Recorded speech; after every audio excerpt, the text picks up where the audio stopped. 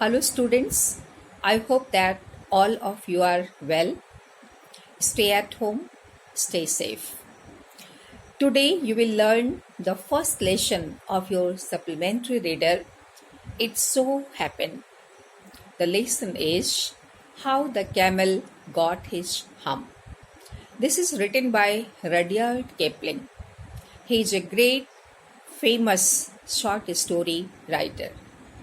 You must have seen his famous serial, The Jungle Book. It is also written by Rudyard Kipling. Before going through the story, let us have a check. Let us have a taste what type of person you are.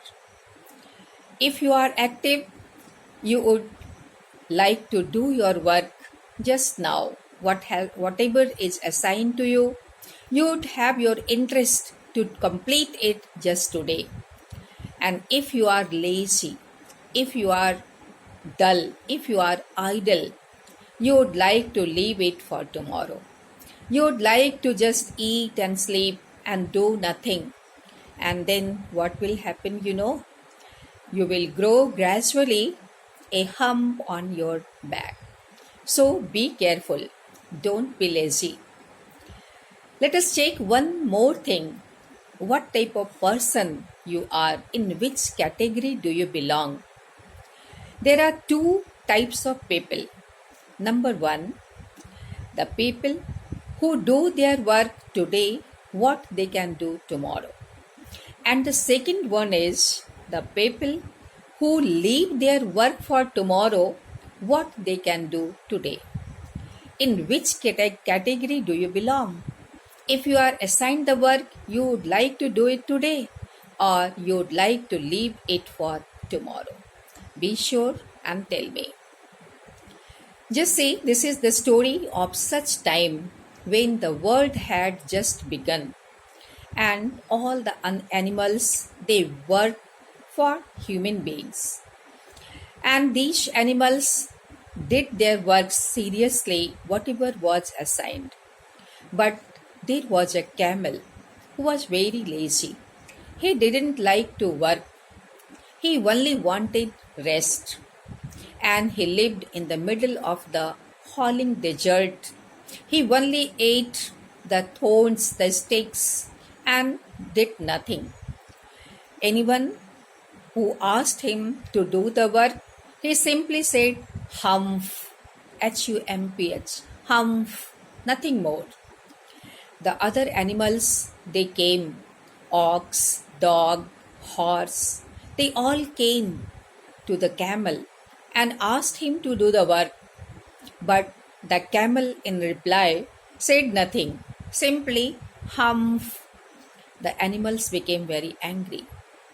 And they became more angry when the human assigned them double work, extra work, the share of work of the camel which he had not completed. This time, really, the animals became very angry and they wanted justice. They went to the jinn. The jinn was the in charge of that desert and he appeared rolling in the clouds.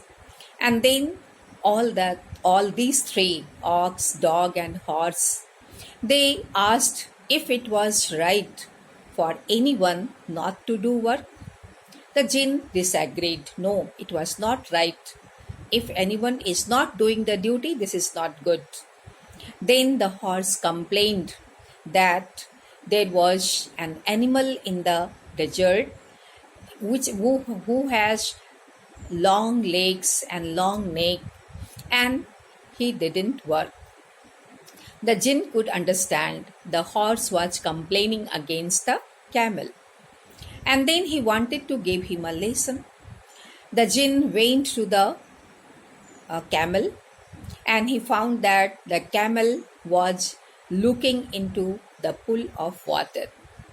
It was seeing his own reflection proudly. The jinn told him to do the work, to do the share of his work assigned to him. But he didn't say, he only said, humph. The jinn advised him to behave himself and start working, but the camel said only humph. As soon as he said humph, the, the on his back he found that the puffing started up and up. It started puffing up and up on his back, just like a hump, HUMP. And then the jinn told him just not to make his emotion hurt, feelings hurt. He told him that his hum would be helpful for him. With his hum, he would be able to do his work for 3 days without eating. And he would be free from that hum if he would compensate or make up the work what he had left for 3 days. And if he would like to behave with other animals, he would be free from that hum. But the camel could not make up those work which he had left for 2 days, and also he couldn't learn how to behave with other animals. That's why from that day to this, that camel is carrying the hump on his back. This is the story, beautiful story, and it gives a message that we must do our work seriously. We must not be lazy, because all work, all play and no work makes Jack a dull boy. And you will get some of the questions there. Why did the camel say humph repeatedly? Question number 2. What was the effect of camels saying humph repeatedly? You will complete the answer of these questions and we will discuss in our next class.